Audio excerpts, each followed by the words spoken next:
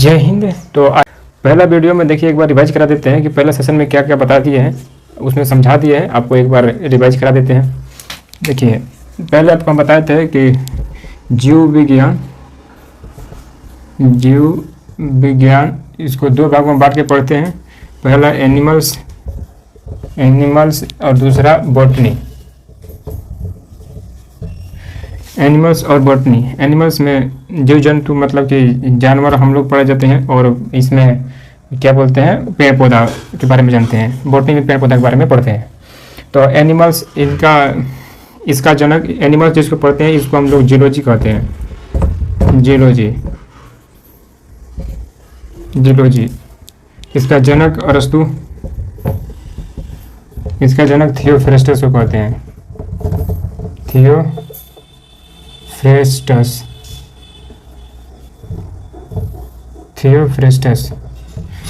इसका जनक थियोफ्रेस्टस को कहते हैं। इसमें हम बता दिया था आपको कि छोटी कोशिका और बड़ी कोशिका। सबसे छोटा कोशिका माइक्रोप्लाज्मा है। माइक्रोप्लाज्मा। सबसे बड़ी कोशिका शुतुरमुर्ग का अंडा है। ये सब हम बता चुके हैं। शुतुरमुर्ग का अंडा। मानव में सबसे छोटी कोशिका शुक्राणु, स्पर्म शुक्राणु।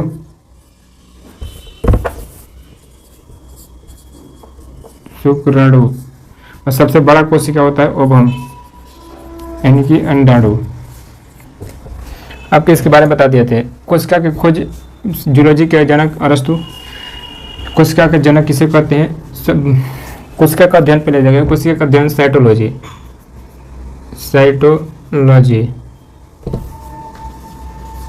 कोशिका का अध्ययन साइटोलॉजी कहते हैं। और सेल, कोशिका को इंग्लिश में सेल कहते हैं, जिसका जनक कोशिका की खोज करता है Robert Hooke. But Robert Hooke जो थे ये मृत कोशिका खोजे थे, जिंदा कोशिका। इन रॉबर्ट हुक को ही कोशिका विज्ञान का जनक रॉबर्ट हुक कहते हैं। और जिंदा कोशिका का खोज किसने किया था? ये तो मृत कोशिका का खोज किए थे। जिंदा कोशिका का जनक कहे थे लिवेनहॉक को जिंदा कोशिका का जनक होते हैं। हम इसको सब वीडियो पहले सेशन में हम बता दिए थे आपको कि जिंदा कोशिका, मृत कोशिका, आपको और भी कुछ बताए थे, उसको भी रिविजन करा देते हैं। जैसे कि आपको हम बता दिए थे कि ये होता है कोशिका, ये कोशिका झिल्ली होता है। हमारे में कोशिका झिल्ली पाया जाता है इसमें, और आप में मतलब कि एनिमल्स में और पादप कोशिका में, मतलब कि कोशिका एक पादप कोशिका होता है, एक जंतु कोशिका होता है। तो जंतु कोशिका और पादप कोशिका में अंतर आपको बता देंगे, वो नहीं बताए हैं। तो पहले आपको हम रिवाइजिंग कहते हैं कि इसमें कंकाल टाइप के होता है, जिसको रोक के रखता है। इसमें एक न्यूक्लियस होता है, और यहाँ पर एक माइटोकॉन्ड्रिया होता है, यहाँ पर एक गोल्जी बॉडी होता है, एक सेंट्रोसोम होता है, एक लाइसोसोम होता है, एक हमारा विकोल्स होता है, एक राइबोसोम होता है। यहाँ पर एक छिद्र टाइप की ये होता है आधार पर। ये दो भाग का होता है कंकाल। एडमोप्लाज्मिक रेडिकुलम दो प्रकार का होता है। ईआर से इसको सूची करते हैं। इसका फुल फॉर्म होता है एडमोप्लाज्मिक रेडिकुलम। ये दो प्रकार होता है। आधार पर होता है ये रफ, ये होता है वसा, यानी कि स्मूथ ये वसा होता है। ये चिकना टाइप का होता है। ये रफ खुरदुरा टाइप का होता है, इसलिए इसको हम लोग रफ बोलते हैं, इसको स्मूथ बोलते हैं। ये राइबोसोम होता है, खुरदुरा टाइप जो होता है वो राइबोसोम होता है। राइबोसोम हमारे में कितने होता है? राइबोसोम हमारे में 80s होता है राइबोसोम। कोशिका जाके अगर पढ़ेंगे आगे जाके तो कोशिका दो भागों में बांट के पढ़ते हैं, एक यूकैरियोटिक कोशिका, एक प्रोकैरियोटिक कोशिका। तो प्रोकैरियोटिक में वायरस वगैरह पढ़ते हैं, यूकैरियोटिक में हम लोग अपने लिए पढ़ते हैं। यूकैरियोटिक में सब आ जाता है, यूकैरियोटिक में सब लोग आ जाता है, जैसे कि जीव जंतु पेड़ पौधा सब आ जाता है यूकैरियोटिक में। और प्रोकैरियोटिक में वायरस चल जाता है। ठीक है, तो इसके बारे में बताते हैं कि माइटोकॉन्ड्रिया का जनक अल्टमैन बता दिए थे। अल्टमैन आपको पहला वीडियो देखिएगा तो आपको उसमें सब देखने को मिलेगा, अच्छे से उसमें विस्तार से बता दिए हैं। तो माइटोकॉन्ड्रिया का जनक अल्टमैन कहते हैं। गोल्जी बॉडी का जनक कैमिनो गोल्जी कहते हैं। कैमिनो गोल्जी बॉडी का जनक कैमिनो गोल्जी होता है। लाइसोसोम का डी डूबे। लाइसोसोम ये क्या बोलता है? विकोल्स का जनक व्हीकल्स का कुछ करता है, डी ड्यूबे बोलते हैं, गल्जी बॉडी को जनक, कैमिनो गल्जी करते हैं, माइटोकॉन्ड्रिया जनक, अल्टमेंट कहते हैं, अल्टमेंट कहते हैं। आपको हम माइटोकॉन्ड्रिया को आंतरिक दीवार को क्रिस्टल बता दिए थे। उसमें क्रिप्स साइकिल होता है, क्रिप्स साइकिल से 38 एटीपी का निर्माण होता है, 38 एटीपी का निर्माण होता है। 38 एटीपी मिलकर एक ग्लूकोज का निर्माण करता है, एक ग्लूकोज का निर्माण करता है, एक ग्लूकोज का निर्माण करता है। एक ग्लूकोज कितना ऊर्जा निर्माण करता है? तो 4.2 किलो कैलोरी, किलो कैलोरी क्या करता है? ऊर्जा उत्पादन करता है। हम लोग एक दिन काम करने के लिए 2500 कैलोरी ऊर्जा की आवश्यकता होती है। 1 डे वर्क काम करने के लिए 2500 कैलोरी ऊर्जा की आवश्यकता होती है। 2500 कैलोरी ऊर्जा की आवश्यकता होती है हम लोगों को। तो आपको हम ये सब पहले सेशन बता चुके थे, आगे ही बताए थे इसका काम क्या है, लाइसोसोम में काम है, इसमें जल अपघटक एंजाइम होता है, ये गल्जी बॉडी काम क्या है, ऊर्जा परिवहन काम करता है, माइटोकॉन्ड्रिया में क्रिप्स साइकिल होता है, 38 एटीपी में करता है, ग्लूकोज 4.2 किलो कैलोरी, इसका आंतरिक दीवार को हम लोग क्रिस्टल कहते हैं। कि अब इसके बाद में राइबोसोम में 80S राइबोसोम होता है। माइटोकॉन्ड्रिया के अंदर एक 70S राइबोसोम होता है जो कि वायरस में पाया जाता है। पूछता है कि ऐसा कौन सा और प्रोटीन निर्माण, मतलब राइबोसोम क्या होता है? प्रोटीन का निर्माण होता है, प्रोटीन निर्माण करता है, तभी मतलब प्रोटीन निर्माण नहीं होगा तो बिना प्रोटीन के शरीर कैसे बढ़ेगा? तो राइबोसोम प्रोटीन का निर्माण करता है और इसमें प्रोटीन की आवश्यकता पड़ती है माइटोकॉन्ड्रिया को, क्योंकि ये ऊर्जा का निर्माण करता है। इसमें ऑक्सीजन शोषण का ऑक्सीजन मतलब कि जो ऑक्सीजन शोषण का काम करता है कौन? माइटोकॉन्ड्रिया हम लोग का। और प्रोकैरियोटिक में चल जाएगा तो उसमें ऑक्सीजन कौन करता है? जीव द्रव्य से ही कोशिका मतलब कि अपना श्वसन ले लेता है, श्वसन सांस लेता है जीव द्रव्य में ही। और हम आपको बताते हैं कि इसमें लिक्विड टाइप के भर रहता है, इसको हम लोग क्या कहते हैं? कोशिका द्रव्य कहते हैं, इसको हम लोग कोशिका द्रव्य कहते हैं। पिछला सेशन में यही बता दिया है। इसमें भरा रहता हुआ है जल टाइप के, लिक्विड टाइप के, जिसको हम लोग कोशिका द्रव्य कहते हैं, कोशिका द्रव्य कहते हैं। और न्यूक्लियस के अंदर ही भरा रहता है जिसको हम लोग कहते हैं केंद्रक द्रव्य, केंद्रक द्रव्य कहते हैं। और ये दोनों को मिलाकर जीव द्रव्य होता है, जीव द्रव्य। केंद्रक द्रव्य और कोशिका द्रव्य को मिलाकर जीव द्रव्य कहते हैं। हम आपको पिछले वीडियो में यही बता दिए हैं कि जीव द्रव्य का नामकरण किसने किया था? पुरकिंजे। और जीव द्रव्य ही जीवन का आधार है, ये किसने बोला था? हेक्सले। आपको बोले थे हेक्सले जीव द्रव्य जीवन का आधार है और इसका नामकरण पुरकिंजे दिए थे। आपको ये सब पहले सेशन में बता चुके हैं। तो टाइम ज़्यादा हो गया, हम आपको स्टार्ट करते हैं आज दूसरी सेशन डायरेक्टिव। रिविजन करा दीजिए आपको पहला वीडियो का, आज से दूसरा सेशन स्टार्ट कर रहे हैं। ये पहले सेशन में सब बता चुके हैं।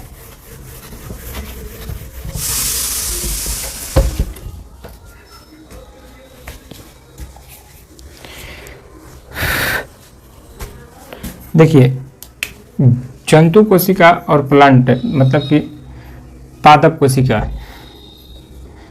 जंतु कोशिका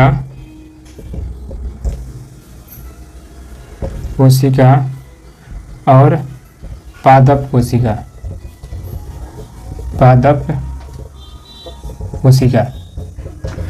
जंतु कोशिका और पादप कोशिका। देखिए, जंतु कोशिका और पादप कोशिका में अंतर बता देते हैं। ऐसे तो पादप कोशिका जो होता है, बॉटनी चैप्टर एक अलग होता है, उसका एक अलग चैप्टर ही होता है। तो हम लोग पहले इसका अंतर खाई देख लेंगे, फिर प्रोकैरियोटिक यूकैरियोटिक में अंतर देख लेंगे। उसके बाद में प्रॉपर हम जंतु कोशिका DNA RNA के बारे में पढ़ेंगे, क्या क्या उसमें है। तो पहले हम इसका अंतर देखते हैं, फिर प्रोकैरियोटिक अंतर देख लेंगे, उसके बाद में RNA DNA के बारे में देख लेंगे। चलो कट गया, चलो कोई दिक्कत नहीं है। देखिए, तो जंतु कोशिका और पादप कोशिका। पादप कोशिका देखिए ये चकोर होता है, पादप कोशिका चकोर होता है, पादप कोशिका चकोर होता है। और एनिमल कोशिका, जंतु कोशिका गोल होता है, जंतु कोशिका गोल होता है। इसमें देखिए कोशिका भित्ति होता है, ये कोशिका झिल्ली होता है, ये ऊपर संरचना इस टाइप के इसमें बना रहता है, कोशिका भित्ति होता है। ये इसमें कोशिका भित्ति होता है, किसमें होता है? तो प्लांट यानी कि पादप कोशिका में कोशिका भित्ति होता है। क्या क्या अंतर है? इसमें कोशिका भित्ति नहीं होता है, इसमें कोशिका भित्ति होता है। इसमें कोशिका झिल्ली होता है, कोशिका झिल्ली इसमें भी होता है। देखिए, ये झिल्ली है, कोशिका झिल्ली, जो कि कोशिका झिल्ली इसमें भी है, इसमें भी है गोला टाइप के, और कोशिका झिल्ली इसमें है। बट इसमें ये पादप कोशिका है, ये पादप कोशिका, प्लांट सेल, ये एनिमल सेल, एनिमल सेल, ये प्लांट सेल और एनिमल सेल। इसमें अंतर देख लीजिए क्या क्या होता है। सारा चीज़ दोनों में कॉमन होता है, बस क्या क्या नहीं होता है वो कहीं देख लीजिए आप। इसमें क्या होता है कि कोशिका भित्ति, इसमें कोशिका भित्ति होता है, इसमें कोशिका भित्ति नहीं होता है। कोशिका झिल्ली इसमें होता है, कोशिका झिल्ली इसमें भी होता है। क्या क्या नहीं होता है ओनली वो बता देते हैं, क्योंकि हम कोशिका के बारे में ऑलरेडी रिवाइजिंग भी कर ली इसमें, और पहला वीडियो भी डाल चुके हैं, पहले सेशन भी कर चुके हैं। तो जितना एनिमल यानी कि जंतु कोशिका में होता है, जैसे कि विकोल्स होता है, इसमें छोटा होता है, इसमें बड़ा होता है, बट होता है दोनों में, माइटोकॉन्ड्रिया दोनों में होता है। इसमें हाँ लाइसोसोम नहीं होता है, क्योंकि लाइसोसोम इसमें नहीं होता है, पेड़ पौधा में नहीं होता है, हमारे में होता है। और इसमें राइबोसोम इसमें भी होता है, राइबोसोम इसमें भी होता है, कंकाल इसमें भी होता है, कंकाल इसमें होता है, न्यूक्लियस इसमें होता है, न्यूक्लियस इसमें भी होता है। तो सारा चीज़ इसमें दोनों में होता है। कॉमन क्या क्या नहीं होता है वो नियम बता देते हैं। देखिए तो कोशिका भित्ति समझ गए, कोशिका भित्ति, कोशिका झिल्ली। इसमें देखिए प्लास्टिड, प्लास्टिड, प्लास्टिड कहे तो प्लास्टिड अगर कहे हिंदी में लिखते हैं प्लास्टिड,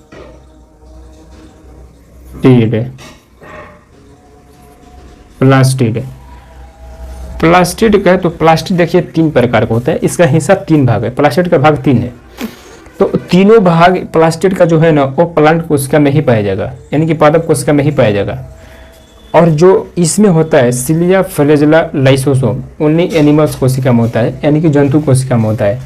और सेल वाल प्लास्टिड, सेल वाल प्लास्टिड द्वितीय होता है, और प्लास्टिड के 3 भाग होता है, वो भी तीनों किस में आता है, प्लांट कोशिका में आता है। जैसे कि आपको हम बता दें कि प्लास्टिड, प्लास्टिड ये जो प्लास्टिड है इसका 3 भाग है, chromoplast, chromoplast, leucoplast, leucoplast, chloroplast,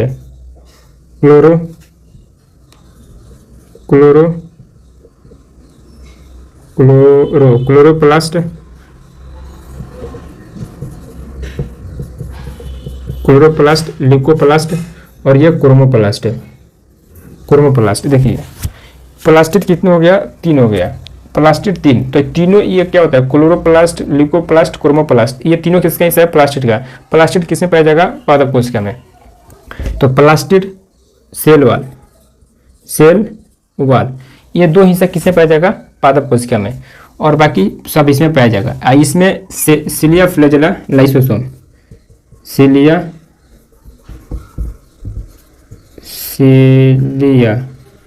flagella, flagella lysosome, lysosome ये जो 3 वो है कॉमन है। लाइसोसोम, फ्लैजेला, सिलिया ये ओनली जंतु कोशिका में पाया जाएगा। और ये plastid, cell wall, chloroplast, leucoplast, chromoplast ये सब किसमें पाया जाएगा, पादप कोशिका में। समझिए। अब क्लोरोप्लास्ट क्या होता है, इसको हम लोग कहते हैं हरित लवक, हरित लवक, हरित लवक कहते हैं। इसको क्या कहते हैं, अवर्णित लवक, अवर्णित लवक, अवर्णित लवक इसको कहते हैं वर्णित लवक, वर्णित लवक। अब इसका काम जान लेते हैं क्या क्या होता है। हरित लवक का काम क्या होता है, खाना को बनाना। ये क्लोरोप्लास्ट क्या होता है, खाना को बनाता है। क्लोरोप्लास्ट क्या करता है, हरित लवक खाना को बनाता है। अवर्णित लवक क्या करता है, खाना को स्टोर करता है। वर्णित लवक क्या होता है, ये वर्णित लवक करता है खाना, जैसे कि कोई चीज़ फल में कलर प्रोवाइड करता है, फल फूल में कलर प्रोवाइड करता है। जैसे कि सोलेनिन जो होता है आलू में कलर प्रोवाइड करता है सोलेनिन। बीटानोन होता है जो चुकंदर में कलर प्रोवाइड करता है। आपको कैरोटीन होता है जो गाजर में कलर प्रोवाइड करता है, गाजर में कैरोटीन कलर प्रोवाइड करता है। आपको लाइकोपेन, जो लाइकोपेन होता है, लाइकोपेन टमाटर मिर्च में क्या करता है, कलर प्रोवाइड करता है। लाइकोपेन टमाटर मिर्चाई में कलर प्रोवाइड करता है। तो ये वर्णित लवक क्या करता है, कलर प्रोवाइड करने का काम करता है। और ये हरित लवक खाना को बनाता है, अवर्णित लवक खाना को स्टोर करता है। ये फल फूल में कलर को प्रोवाइड करता है। तो प्लास्टिड के बारे में यहीं पर समझ लिया हम।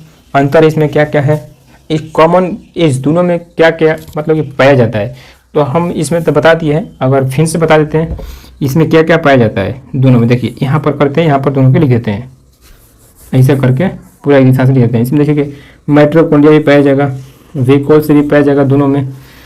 ये दोनों में क्या बोलते हैं, लाइसोसोम नहीं पाया जाएगा। गोल्जी बॉडी पाया जाएगा, दोनों में पाया जाएगा। राइबोसोम दोनों में पाया जाएगा। केंद्रक न्यूक्लियस दोनों में पाया जाएगा, दोनों में पाया जाएगा केंद्रक न्यूक्लियस। और इसमें सिलिया पाया जाएगा, कोशिका झिल्ली पाया जाएगा, और कोशिका झिल्ली दोनों में पाया जाएगा। कोशिका भित्ति इसमें पाया जाएगा, इसमें नहीं पाया जाएगा। और सिलिया फ्रेजा लाइसोसोम और प्लास्टिड सेल वाल इसमें नहीं पाया जाएगा एनिमल्स में। प्लास्टिड मतलब कि प्लांट में पाया जाएगा।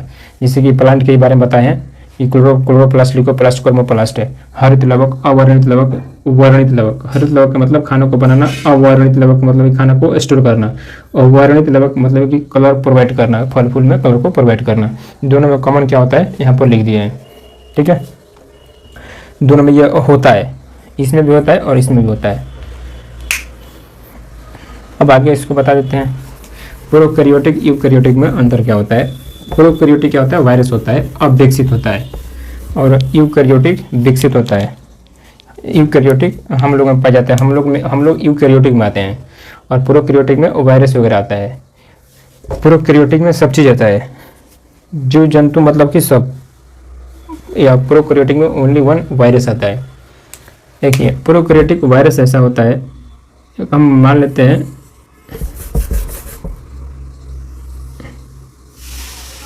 ये होता है, इसका फ्लैजेला होता है, ये इसमें सिलिया होता है, इसमें सिलिया होता है, और इसमें केंद्रक होता है, इसमें भी केंद्रक होता है। ये क्या हो गया, फ्लैजेला हो गया, ये सिलिया हो गया। इसमें कोशिका भित्ति होता है, इसमें कोशिका द्रव होता है जो कि सांस लेता है। ये क्या होता है, प्रोकैरियोटिक। प्रोकैरियोटिक के बारे में बता रहे हैं हम। इसमें न्यूक्लियस होता है, न्यूक्लियस के ऊपर कवर नहीं होता है, और हम लोग में न्यूक्लियस के ऊपर कवर रहता है, हम लोग में कवर रहता है। यूकैरियोटिक, यू से मतलब हम लोग आ जाएंगे। इसमें देखिए हम लोग में क्या होता है, इसमें न्यूक्लियस होता है, इसमें कवर रहता है, इसके ऊपर कवर नहीं रहता है, इसमें कवर नहीं रहता है। हमारे में 80S राइबोसोम रहता है, इसमें 70S राइबोसोम रहता है, इसमें 70S राइबोसोम रहता है। इसमें क्या होता है, हमारे में पानी, इसमें क्या चीज़ की जरूरत है, इसमें ऊर्जा की जरूरत नहीं है। न्यूक्लियस होता है इसमें हमारे में माइटोकॉन्ड्रिया होता है, सिलिया होता है, माइटोकॉन्ड्रिया होता है, वेकोस होता है, लाइसोसोम होता है, सेंट्रोसोम होता है, और हमारे में लाइसोसोम होता है, सिलिया होता है, फ्लैजेला होता है, न्यूक्लियस। इसमें क्लोरोप्लास्ट होता है, प्लास्टिड होता है, इसमें कोशिका भित्ति होता है, और प्लास्टिड भी होता है। प्लास्टिड PL लिख देते हैं, प्लास्टिड इसमें होता है। और इसमें राइबोसोम होता है, 70S न्यूक्लियस होता है, बस इतना, इससे ज़्यादा नहीं होता है। इसमें कुछ और कुछ नहीं होता है। इसमें जीव द्रव्य होता है, इसमें जीव द्रव्य जो सांस लेता है जीव द्रव्य से ही लेता है। और हम लोग तो बता दिए आपको क्या क्या होता है, lysosome, Golgi body, centrosome, ribosome. और प्लास्टिड जो होता है, प्लास्टिड ये प्लास्टिड जो रहेगा ये ओनली प्लांट कोशिका में रहेगा, जंतु कोशिका में कभी नहीं रहेगा। तो ये तो हो गया वायरस के बारे में समझ गए, प्रोकैरियोटिक यूकैरियोटिक में अंतर। पादप कोशिका, जंतु कोशिका भी समझ गए। अब हम आते हैं सेंट्रोसोम के बारे में। जैसे कि न्यूक्लियस के अंदर क्या निकलता है, गुणसूत्र निकलता है, गुणसूत्र निकलता है, ठीक है। तो हम लोग क्रोमोसोम के बारे में पढ़ लेते हैं, क्रोमोसोम के बारे में, ठीक है। तब RNA DNA के बारे में देख लेंगे। देखिए हमारा जो ये कोशिका है, कोशिका के अंदर न्यूक्लियस है। न्यूक्लियस के अंदर हम बताए थे आपको, इसमें जीव द्रव्य है, तो वो तो बता दिए। इसमें एक छोटा छोटा टाइप करके ऐसा संरचना करके इसमें कुछ है। तो हम आपको ये भी बताते हैं कि न्यूक्लियस का खोजकर्ता रॉबर्ट ब्राउन को कहते हैं, रॉबर्ट ब्राउन को कहते हैं। न्यूक्लियस से खोजकर्ता रॉबर्ट ब्राउन, ठीक है। अब न्यूक्लियस से खोजकर्ता, जब न्यूक्लियस के खोजकर्ता रॉबर्ट ब्राउन खोज कितना पर था बुलन, ओकरा बाद में एलन वाल्डेयर साहब बोलन कहलन कि आखिर में संरचना टाइप के ई का है, जीव द्रव्य तो इसमें था ही, उसके अलावा इसमें लंबा लंबा टाइप के कुछ था। तो उसको घींचे जब ना आई, इसको माइक्रोस्कोप से जब जूम किए तो ये रेंज के समान मतलब कि ऐसा कुछ दिखने लगा, ऐसा कुछ दिखने लगा रेंज के समान। और इसमें भी कुछ खुदरा टाइप के था, इसमें खुरदर मतलब कि ये ऐसा करके इसमें था, ऐसा करके, तो इनको पता नहीं चला कि ये क्या है। बट ये इतना खोज कर दिए कि ये क्रोमोसोम को खोज करता, क्रोमोसोम को खोज करता वाल्डेयर साहब है। इन्होंने कहा कि 23 जोड़ा क्रोमोसोम, 23 जोड़ा यानी कि संख्या में 46, 23 जोड़ा संख्या में 46 है, 23 जोड़ा क्रोमोसोम पाया जाता है और संख्या में 46 है, संख्या में 46। बस अभी इतना ही जानिए, उसके बारे में हम बताएंगे 23 जोड़ा 46 जोड़ा क्या होता है, कैसे होता है, कैसे इसको पहचान करते हैं, किसमें कितना होता है, सब में बराबरी होता है। बस दो चीज़ होता है जो अलग होता है, नहीं तो 22 जोड़ा तो क्रोमोसोम महिलाओं को या पुरुष बराबर ही होता है, एक जो जोड़ी है क्रोमोसोम वो अलग होता है। मोटा मोटी बता देते हैं कि पुरुष में, मैन में और वोमेन में +1 और +1, यानी कि इसमें जोड़ा में 1 बोल रहे हैं तो संख्या में 2 होगा, संख्या में 2 होगा यानी कि x × x, और मेल में जो संख्या में जोड़ा में 1 होगा तो संख्या में 2 होगा यानी कि x × y। आपको इतना बता दिए, इसके आगे ये क्या है वो बताएंगे नेक्स्ट वीडियो में, पहले इसके बारे में देख लेते हैं, नहीं तो ये छूट जाएगा। ठीक है, तो इसको आया, फिर उसके बाद में आए कार्लसबर्ग। जब कार्लसबर्ग आए ना, कार्लसबर्ग साहब, तो फिर इसको खींचे, जब इसको खींचे तो देखिए कि इसमें भी कुछ निकला। ये इसमें क्या निकला, इसमें जब जूम किए तो इतना लंबा निकला, तो इसको ये क्या हुआ, डीएनए हुआ, डीएनए खोज करता कौन है, कार्लसबर्ग, डीएनए खोज करता कार्लसबर्ग। अब डीएनए के खोज करता कार्लसबर्ग है। डीएनए का डिजाइन किसने दिया, तो वाटसन एंड क्रिक है। डीएनए का डिजाइन किसने दिया, वाटसन एंड क्रिक। डीएनए को सबसे पहले प्रयोगशाला में प्रयोग किसने किया, तो हरगोबिंद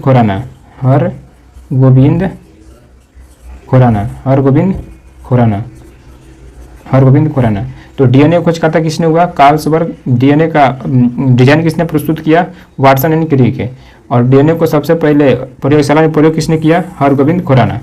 उसके बाद में ये इतना थक गए, इसके बाद में आए जोहान्स साहब आए, तो उसके बाद में इसको खींचे तो देखें कि फिर एक लंबा टाइप के निकला, और लंबा टाइप के निकला, उसमें क्या निकला, जीन। क्या निकला, जीन। तो जीन के खोज करता जोहान्स साहब बोलन, जीन के खोज करता। तो डीएनए के खोज करता Carlsberg, design Watson and Crick, प्रयोगशाला में प्रयोग किया हरगोबिंद खुराना।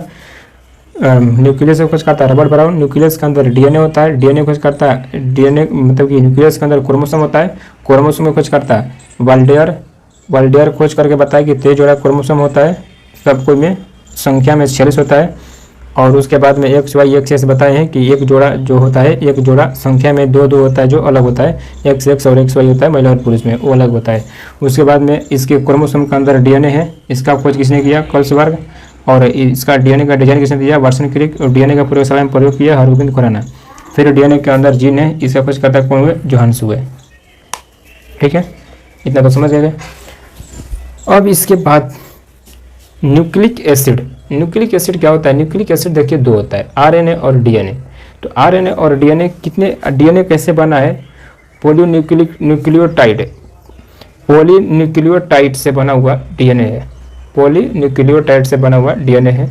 डीएनए हो या आरएनए होता है सिंगल, डीएनए होता है डबल। देखिए जैसे कि प्रोकैरियोटिक, हम आपको बताए थे प्रोकैरियोटिक और यूकैरियोटिक में हमारे में डीएनए होता है, डीएनए, और प्रोकैरियोटिक में आरएनए होता है, आरएनए। क्यों, क्योंकि आरएनए जो होता है ना वो सिंगल बॉन्ड का होता है, इसमें सिंगल होता है, आरएनए में अविकसित होता है, सिंगल होता है, हम लोग में विकसित होता है, इसलिए हम लोग में 2 होता है, जैसे इसमें हम लोग में डबल होता है, डबल बॉन्ड होता है, हम लोग में डबल बॉन्ड होता है। ऐसे करके ऐसे कर दो, डबल बॉन्ड होता है, हम लोग में डबल होता है, और आरएनए में सिंगल होता है, सिंगल बॉन्ड होता है। तो पहले हम न्यूक्लिक एसिड तो बता ही दिए, न्यूक्लिक एसिड दो होता है, आरएनए और डीएनए।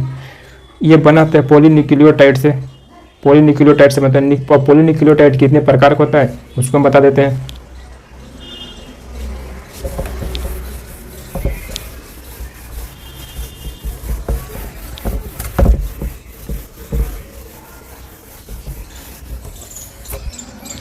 देखिए पॉलीन्यूक्लियोटाइड के बारे में बता देते हैं कितना कितना होता है, कौन कौन होता है।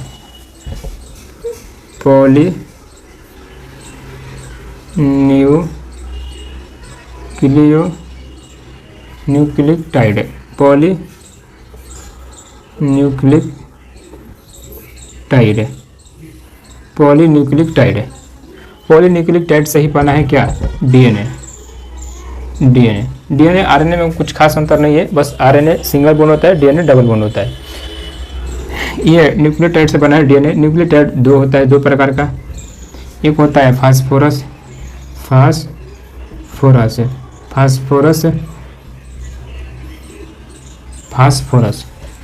एक होता है फास्फोरस और दूसरा होता है न्यूक्लियोसाइड, यानी कि न्यूक्लियोसाइड होता है फास्फोरस, न्यूक्लियोसाइड, न्यूक्लियोसाइड और फास्फोरस।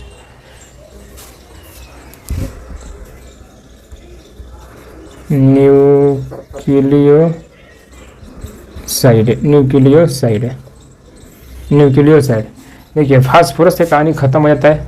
अब न्यूक्लियोसाइड के दो भाग बांटते हैं, पहला बांटते हैं शुगर, फिर बांटते हैं नाइट्रोजन बेस। शुगर फिर नाइट्रोजन बेस।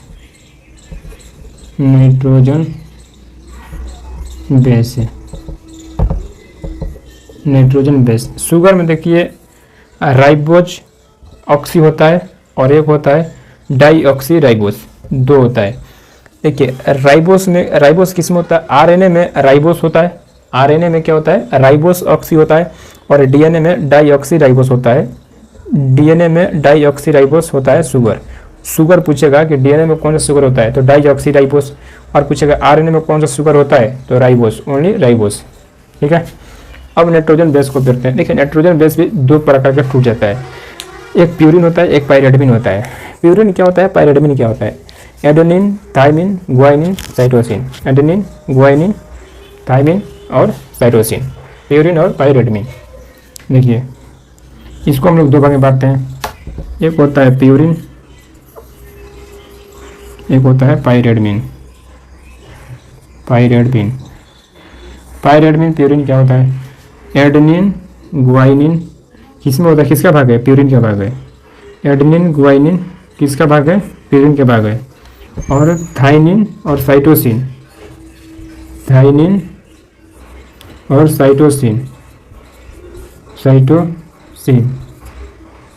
साइटोसिन किसका भाग है, थाइमिन और साइटोसिन किसका भाग है, तो ये थाइमिन और साइटोसिन किसका भाग है, पाइरिडमिन का। एडेनिन, ग्वाइनिन प्यूरिन का भाग है, थाइमिन, साइटोसिन किसका भाग है, पाइरिडमिन का। देखिए इसमें क्या होता है, डबल बॉन्ड होता है, इसमें ट्रिपल बॉन्ड होता है।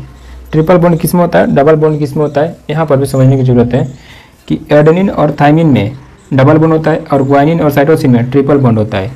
और ये केस में होता है डीएनए में, और आरएनए के स्ट्रक्चर बनाया रहेगा तो आरएनए में ये हट जाता है, थाइमिन हट के क्या होता है, ये क्या होता है, यूरेसिल होता है,